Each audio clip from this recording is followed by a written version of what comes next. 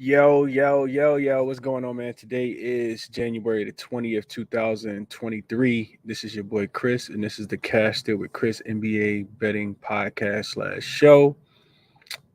Got a lot to get into, man. A lot to get into. Yesterday wasn't the greatest day. Another losing day. Not that they come like that, but another losing day yesterday for sure. Was wrong on Mr. And it's a quick recap as well. The podcast is brought to you guys as always by the Basketball Forever Podcast Network.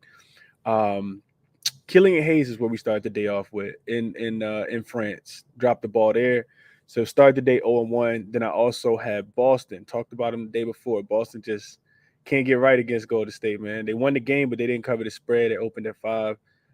Maybe the books lured all of us in. Golden State also played their best road game of the season, even though they didn't come out with a win. The way that they were able to defend was not typical. Took Boston to even I don't even think they cleared their team total, even though the game went to overtime. Jaylen Brown came back, tweeted about it yesterday, kind of threw the offensive flow out. For some reason, Boston just can't make shots against Golden State either. So lost the spread on the 5, and then also was on Dame last night, thinking he have a good game and a much needed um, big performance from him and his team. And he shot the ball terribly last night, just 3 for 13 from 3, and finishes 5 points short of the 30 and a half that I ended up locking him in at yesterday doing the show. So 0-3 day yesterday. Absolutely, of course, looking to bounce back again today. So let's get into the picks for today, man. Appreciate you guys in the chat. Hit the like button for me as you guys join. And let's get into it, man. So I looked at the slate. We are waiting on injury news in a couple of these games, but a couple of them I do want to talk about. First game up I want to talk about is the Pelicans and the Magic. This is gonna be an interesting game, man. I think it's definitely gonna be an interesting game. So spreading this one opened at 2 in favor of the Pelicans, and you see money coming in on the Magic. They're now down to just a 1 point home dog. This will be their first game, coming back home after extended West Coast road trip. Also after an extended break, this team has had 4 days of rest versus this Pelicans team is coming off just one day's rest. They got smacked up in that last game against the Miami Heat. I think it was their worst loss of the season, and it's one of the reasons why I don't necessarily want to play a side in this one. I think with a tight contested spread like 1-2. The game could kind of go either way. I do expect the Pelicans to come out here with something. The problem is when you look at the Pelicans, they still got a laundry list of injuries, man. You got Herb Jones listed as questionable in this game. Najee Marshall also on the injury report listed as questionable with the toe injury. Brandon Ingram and Zion Williamson, of course, are still ruled out as well. Then on the opposite side, you got, Markel Fultz listed as questionable with an illness, who I like in this game. I really like Markel Fultz in this game, but him being listed as questionable. Franz Wagner also listed as questionable. So really difficult game to cap right now, man. I really, really want to take Orlando. I want to take Orlando. Just because of I talked about it, man. They did well on that road trip. They went out west and they covered they didn't win those games, but they won 2 of those 5 games on that West Coast road trip. They started off with the win against Golden State, also beat Portland. All of those games were competitive though. They almost beat Denver. Jokic had to hit the step back game winning 3-pointer. Utah, they lost by 4, and they were winning at a point in that game. And then Sacramento was the only game that they got smacked up, and that was a get right spot for Sacramento after they had lost to the Lakers. I do remember that one pretty vividly. So they go on a 5-game road trip and they cover 4 of the 5 games, man. I think there's something to that. The problem is I also watched the post game interviews from Coach Willie Green, and he talked about how it really starts with him. He got to get his guys motivated because them losing the way that they did to the Miami Heat, and for people who don't know, they got smacked up, and it was a home game. It was the first game back home after a 5-game road trip. They got smacked up. They lost 124-98. Never was in the game from the beginning. Blowout, whatever. First quarter, first half, and full game. Team totals, spreads, whatever you had for the Miami Heat. Absolutely cashing that spot. So now you get them coming off 1 day's rest, right back on the road again at that. So only 5 games at home, come home for 1, back on the road again, and they go back to Miami as well, which I think is telling because they do get the Miami Heat on Sunday in a rematch.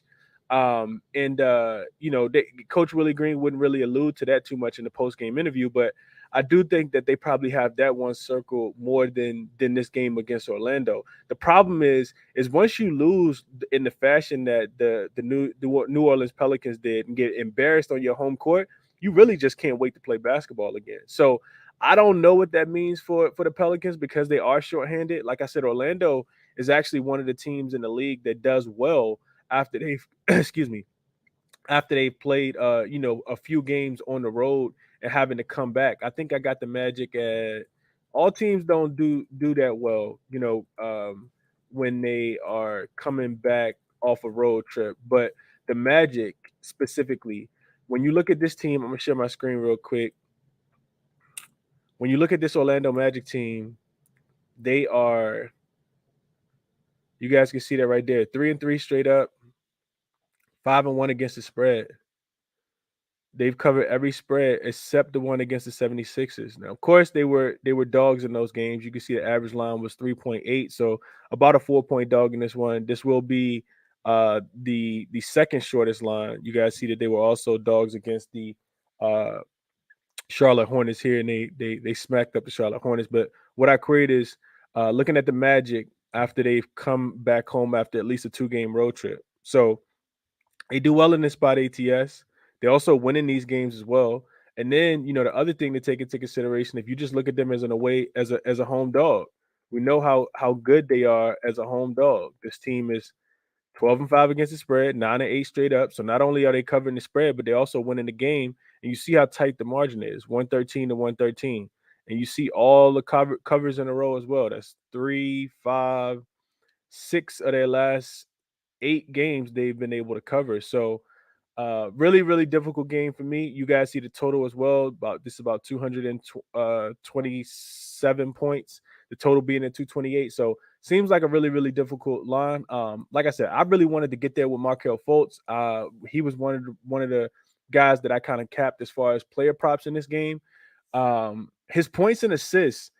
I gotta figure out, if he's gonna play and how he's dealing with this injury. If I can, figure out some things with the beat writers. But you look at Markelle Fultz, his points and assist line sitting at 19 and a half.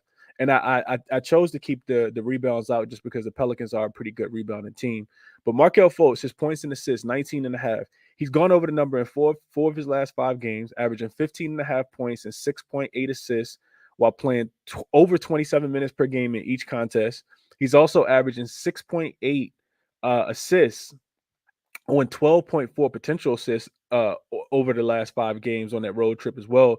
You look at the Pelicans on the opposite side, they're allowing the 4th most assists to point guards over the last 7 games at 9.3.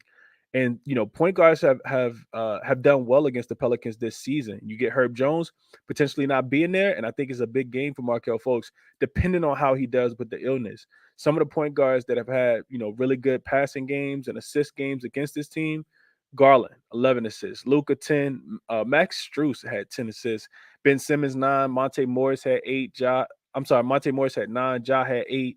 James Harden had 8, Tyus Jones had 8, and Tyler Hero had 7 in the last game, et cetera, et cetera, et cetera. So a lot of these point guards are getting to that number specifically against this team.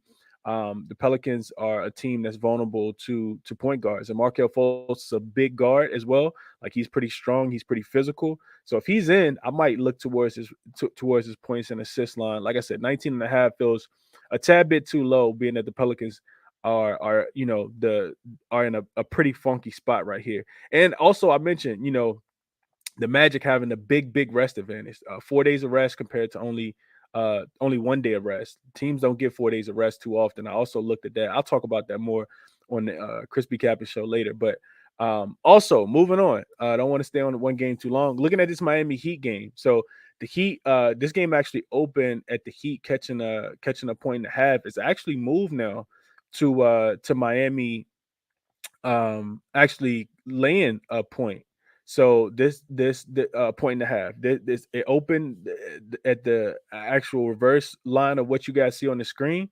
The Mavs were actually favorites in this game, and it's quickly flipped to the Heat being favorites. And the total in this one has gone up from 217 and a half up to 218. I would agree with the movement on the total going up. You look at this Dallas Mavericks team, they're not playing a lot of defense. You also look at them, They don't have Christian Wood. Christian Wood is going to be out for the foreseeable future. He won't participate in this game.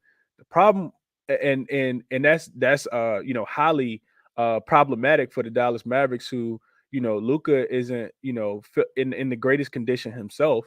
As far as injury news, he continues to pop up on the injury report. You also look at Tim Hardaway Jr. Tim Hardaway Jr. also he's listed as probable, but he's dealing with an ankle injury as well. So lot of things going on, man. Lot of things going on in this game specifically. What I was looking at in this game, though, real quick, let me bring it up.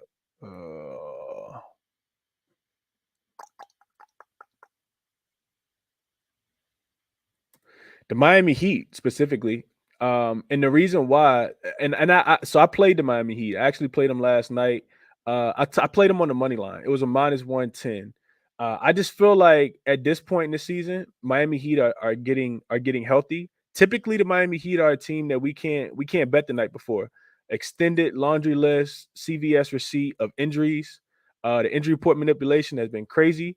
But you look at their injury report, they don't have a lot of guys on the injury report. You get Kyle Lowry back, Tyler Hero's playing well right now. Also, Bam Adebayo, Jimmy Butler's going to be in. All of those guys that Gabe Vincent, Max Strus, all of those guys, Caleb Martin, all those guys are in for the Heat. I think that's why you see the line shift. So I took the Heat money line -108 last night. Like I said, getting healthy, coming off the double-digit win against the Pelicans. This is the last game of a 3-game road trip for them. You look at the Mavs offensive rating with Christian Wood, it's a 117.1, and they're averaging 113 points per game in that spot, compared to just a 111 offensive rating, and only giving up only averaging 108 points without him. So 5-point dip there and a 6-point dip in their offensive rating with and without Christian Wood this season. Mavs also just 1-3 against the spread and straight up without Wood in the lineup this season. Most recent loss came against the Portland Trailblazers. So I did play the Heat last night. Official play for me on the money line before the spread started to move. I got them pretty much at a pick last night when I was capping the game, because I do think that the Heat, like I said, are the much better team, at least in better form right now. I think that they could go into Dallas and get a win. You don't need them to win by much. Like I said, if you take them on the money line, even if you wanted the later point and a half, this is a TNT game, though. I think that an ESPN game. So I expect Miami to get up for this one, man. Miami is they're the better team right now, in better form. And they're 7-3 their last 10, 7-3 against the spread as well, against the versus the Dallas Mavericks, just 4-6 in their last 10, and 2-8 against the spread as well. So I did play the Miami Heat on the money line. That's what I got. I also had a look towards Bam. Looking at Bam, Bam's a guy that typically drops the ball when I bet on him, though, man. But everything says take Bam. So I was looking at his points plus rebounds. Didn't lock this one officially in. Probably won't end up double dipping in the same game. But Bam, 32.5 points plus rebounds. So he's over in 4 straight games, 6 of his last 7. Last 5 game stats show that he's averaging 22.5 points, 11.5 rebounds, good for 34 points plus rebounds. The Mavs also, I mentioned it, will be without Christian Wood, who provides a lot of paint protection for them down low. In the last 2 games against the Dallas Mavericks last year, because he hasn't played against them this season, Bam has cleared this number in both games as well. Spoelstra also just came out in a post-game interview and said that, quote, "We can't get the ball to him enough," right? They really want the offense to run through Bam. I think Bam plays well in this spot. I also like Tyler Hero. I like Tyler Hero a lot as well. So undecided on them two, but I think Bam / Tyler Hero has a big game today. Kyle Lowry still kind of trying to get himself integrated back into the offense. I think the last game against the Pelicans was his first game back, so maybe even look towards some unders on Mr. Tyler. I'm sorry, on Mr. Kyle Lowry. So enough time on that game. Let me go on to the Jazz. I want to talk about the Jazz and the Nets. Also want to talk about the Grizzlies and my Lakers as well. So let's move on to this Jazz and the Nets game. So Jazz and the Nets, man. And the reason why I didn't talk about the Knicks and the Hawks game, I did cap that game. The reason why I'm not going to talk about it right now is because of the questionable tag associated with Trae Young and Bogdanovich. As we get more information, of course, that number probably will start to move. Spread is moving towards Atlanta. Knicks will be without Mitchell Robinson, who got hurt in the last game. So I'll talk a little bit more about that game later on. But I do want to touch on this Nets and the Jazz game because I talked to you guys recently. If you guys been tapping into the NBA Crispy Captain show at 5:15, I've been talking about these totals, right? So a lot of the times I'm looking to take these totals against teams that are on the second leg of a back-to-back, not in their greatest defensive form, right? I think that's what we get with the Brooklyn Nets in this spot. So two teams, kind of going the opposite way right now. The Brooklyn Nets are starting to pan out just a tad bit. We saw them lose the game last night. They put up a pretty pretty good effort last night against the Phoenix Suns late in that game, not early. They were getting smacked up early in that game. They had to fight back in the fourth quarter. I want to say they outscored the Phoenix Suns by maybe 10 points in that game. Now you get them on the second night of a back-to-back in Utah. Utah has been playing really, really well in Utah. Also catching teams on second night of a back-to-back. They just did it with the Clippers. We cashed on their team total over in that spot. I don't see a reason why we don't do it again today. This Brooklyn Nets team is starting to fall off without Kevin Durant. Ben Simmons got ejected yesterday. Excuse me. Ben Simmons got ejected yesterday. And a pretty much is a hothead right now. Not getting calls, not being aggressive. Brooklyn just not really in good form right now. You also look at this game, it'll be a third game in 4 nights for them as well. They haven't won a game since Kevin Durant was injured. They've lost 4 in a row, failed to cover every single spread. I can't back Brooklyn right now. Until they show me, I can't back them right now. What I looked at in this game, and I actually had it pulled up for you guys. I wanted to show you guys some stuff because everything I just said was off the top of my head. I actually got some notes in this one. Let me go back to my notes. So I talked about the team totals for the Nets, right? So in the 3 games since Kevin Durant been 4 now. Since Kevin Durant got hurt, the Nets have not been able to really score the ball at all. They scored 98 points. Of course, that was a game without Kyrie as well. 98 against the Spurs, 102 at home to the Thunder, 98 to the Celtics, and then they did get 112 last night against the Suns. But like I said, a lot of those points, I know that they scored at least 30 points in the fourth quarter last night to get their team total to 112. Last 5 game stats show that the Utah Jazz actually has a top 6 offense. They're sixth most offensive rated team. And Brooklyn ranks dead last at 101.1. You look at this Jazz team, and this is what I wanted to show you guys. They're averaging 64 points in the first half, 126 points in this spot when they're at home, rested against an opponent on the second leg of a back-to-back. So that's actually what I had queried for you guys. Let me see if I can pull it up. So this is what I was talking about here. So Jazz at home, opponent rest equals 0. So a team having to fly into Utah. I'm not looking to back the Jazz, right? You see that they only 1-5. They still end up somehow finding a way to lose these games, but and they don't cover the spread either, right? Somehow, not 100% sure how you not do that. But you look at these overs right here, right? And you look at their. Oh, I'm sorry, this is not the right thing. This is it. But the don't pay attention to what you guys see here. This is the query right here, just because I hit the back button. So this is the Jazz at home with their opponent unrested. So opponent rest equals 0, meaning they're on the second leg of a back-to-back, and the Jazz are at home. This is exactly what they did against the Clippers, which is why I was on those team totals for them against the Clippers. And this is what I'm looking at right here, though. DPS is delta points scored. So this is how many points they're scoring. How often they're going over their team total versus how often they're going under. So you guys see here, they're 4-1 to the over on their team total. And they're not going over by 1 or 2 points, right? Like if you take a team to score 119 points and they go over and score 126, that's a non-sweat cash, right? So here's what I'm looking at. Over by pretty much 23 and a half points against the Lakers. You guys see the same thing with the Clippers, went over by 7. Same thing with the Heat. Same thing with the Clippers. The only team they went under against was actually the Pistons. Interestingly enough, who can't stop a nosebleed right now. They end up giving up close to 130 points yesterday in Paris against Chicago. But this is what I'm talking about. First quarter, they're giving up 33. They're scoring 33.6 points. First half, that's about 64 points right there. 60, 63, 64 points. And then full game, like I said, 125.8. So that's how I'm looking to fade specifically the Brooklyn Nets defense on the second leg of a back-to-back, having to travel and go into altitude as well.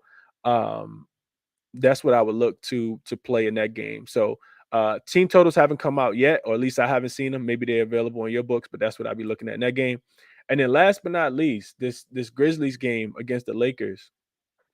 Can't look towards the Lakers, at least in my estimation.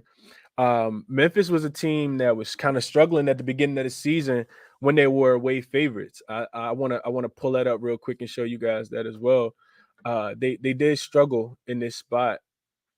Let's see. So if you guys are watching on YouTube, you guys can see I am querying the Grizzlies as away favorites. So 11-6 straight up, only 8-8 against the spread. You see a lot of these losses coming early, right? And to me, what I credit that to is I attribute that to them not being full squad. We know Jared Jackson Jr. wasn't playing. These games came back in November. Jared Jackson Jr. wasn't playing. Desmond Bain was also hurt. Ja was in and out of the lineup.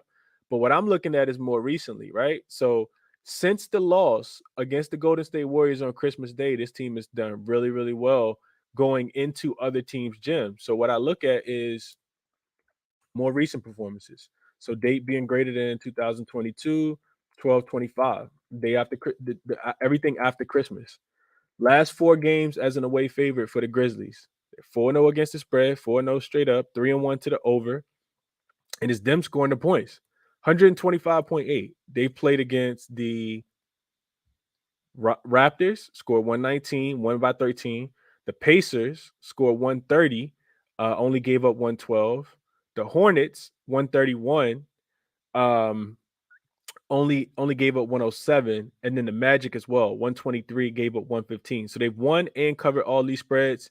This is what I talk about with the team totals: 32 points, 34 points in the second quarter. So they're dominating the first quarter, first half, even on the road as an away favorite. 66 points in the first half, finishing about 125 points. You see a big number on the spread.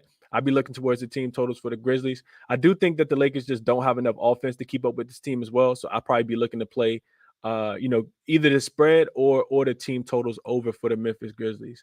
Also, another thing I looked at was the Grizzlies coming off a previous ATS loss, and then they're home because they didn't cover in the last game against the Cleveland Cavaliers. Here you guys can see that they're 7-4 against the spread.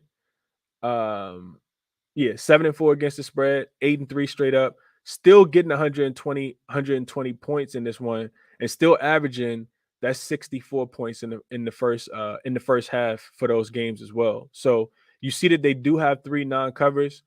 2 of these games came against the San Antonio Spurs, pretty unmotivated spots there, but they continue to score the ball at a really, really, really, really high rate.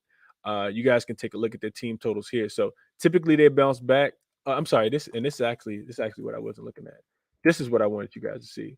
So even though this team, like I said at the beginning of the season, weren't covering spreads, this is their first game on the road after not covering at home. So they weren't covering, right? Four ATS losses in a row at the beginning of the season before having a push at the very beginning. Last 3 games, however, cover, and you look at these totals, Delta points scored, DPS, boom, boom, boom, going over their team total in the last 3. So you do get this team today playing against a Laker team that is pretty much still depleted, man. They're still, without Austin Reeves, still without Lonnie Walker. A couple of those guys have become a shell of themselves. Schroeder was playing well 2 weeks ago. He's regressed back to the mean, not being able to score the ball recently. So I'd be looking towards the Grizzlies team totals over. I really like the Grizzlies team. And just a recap of everything that I just talked about, because I'm going to jump off here. But a recap of everything that I just kind of talked about. Grizzlies team total overs. Um, and what I didn't even have for you guys is what I had written in my notes is that Memphis has played 4 games as home favorites. And what I just kind of talked about. 4 games as road favorites since Christmas Day. Since the Christmas Day beatdown to the Warriors, they're 4-0 straight up and against the spread, averaging uh winning by average of 15 points and scoring 66 points in the first half. Also, after a previous ATL loss at home, when the next game is on the road, which is what I just showed you guys, 3-0 straight up, 2-0-1 against the spread, averaging 61 points in the first half and allowing just 55 points in the first half. So in summary, recap of what my top looks of the day was, I did play the Miami Heat on the money line, -108. The spread's moving towards them as well. I do think, nationally televised game, they get up for this game. Not to say that Luka doesn't as well. I just don't know if the Dallas Mavericks have enough firepower to be able to keep up with this Miami Heat team now that they're starting to get healthy and starting to string together some wins. Pelicans game, I really like Markelle Fultz. I just can't get there with him yet. I need to see what the news with the injury is. And then also looking at Bam over 32 and a half points plus rebounds in that game against the Miami Heat. I'm sorry, a game against the Dallas Mavericks. He plays for the Miami Heat. Memphis team totals over and the Jazz team totals over against the Nets coming in on the second night of a back-to-back with travel from Phoenix. So that's what I got for you guys, man. Hit the like button for me if you guys enjoyed the show. Let me see what y'all say in the comment section before I get off here. I'm already been on for 26 minutes and some change. Talk about Hayes letdown. Dude flew home to Brick. Yeah, it was crazy. I was talking to myself about that this morning, Bitsy. Like, how you go home and have such a terrible performance after all these articles came out about how you couldn't wait to play in front of your home crowd and you couldn't wait to see your family. And yeah, DJ said he loved the Pels here. I'm fading teams in their first game after a road stretch. Orlando first game in more than 2 weeks. Yeah, I think they just do well. All teams don't do bad in their first game back, DJ. I know that the Wizards are another team that does really, really well in their first game back home. Dallas does well in their first game back home too. So I think it's all, specific to the actual team. Markel said he backwood in the Magic game. What up, Brian, Zachariah, Anthony? Good morning to you. What's up, Andrew? Andrew said, told you about my sons last night. They cashed. I wasn't on the opposite side. I really wanted to get there. Shout out to Chris. These morning shows and nightly shows are a necessity before I place any bets. Appreciate you as well, man. Appreciate you as well. Lloyd over points. I could not talk anybody off Lloyd to go over his points prop. DJ said Jazz first quarter and third quarter look nice from that query. Yeah, I'd be looking at, like I said, I've been playing first half and full game just to kind of stay away from the volatility of the first quarter team totals, if that makes sense. Markel said Grizzlies first half. Did you touch on the Golden State game? I did not touch on the Golden State game, Derek. I don't know if they play only Boston hard on the road or if they try to play championship contender hard. Yeah, Derek, the way that game ended last night make me think that they may try to get this one in Cleveland today too. I think that game is going to be interesting, right? Like, does Clay play? Does Kerr just kind of rest his starters and sets this one out? Does Donovan Mitchell play because he got upgraded to questionable yesterday? We know that he didn't play in the game against the Grizzlies 2 days ago. So, a lot of moving parts in that one for me, Derek, which is why I didn't really touch on that game. Yeah. DJ said Luka 70, 25, and 15 clip loading. Wow, that'd be crazy. The Heat, one thing that they don't do well is defend the 3-point line. So if you're looking at 3-point props, you do want to kind of, see who's shooting the 3-point ball well for the Dallas Mavericks, and they'll be at home. So maybe Tim Hardaway Jr. if he is willing to go. Talked about the Knicks game. A lot of moving parts. Got to wait till we get the news about Trae Young and Bogdanovich, in my estimation. But the Knicks should, they typically play Atlanta hard. Atlanta gonna want to get some revenge. They always gonna, try to win games against the Knicks. It's like little brother, big brother to them. They're gonna try to crush the Knicks. Atlanta also playing, a lot better basketball. Knicks coming off a loss, they should be motivated in this spot after losing to the Washington Wizards 2 nights ago as well. So that's what I got for you guys, man. Hit the like button for me if you guys can. Also, check out the podcast, man. Even if you guys don't have to, don't go back and listen to it. If you want to, that's fine. But if you don't want to go back and listen to it, go check the podcast out on all podcast streaming platforms, Spotify, Apple Podcasts. Download it. Leave me a review over there as well.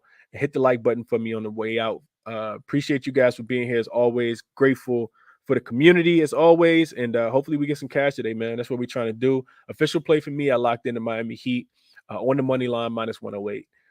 Everything else is just kind of waiting for, some of these numbers to come out, but already did the homework. So that's what I got for you guys. In the show, as I always do, none of this financial consultation. It's all theory and logic and query and trends. Bet with your head, not over it. 5:15 Eastern time. Tap back in with me for the Crispy Kappa Show. I'm out.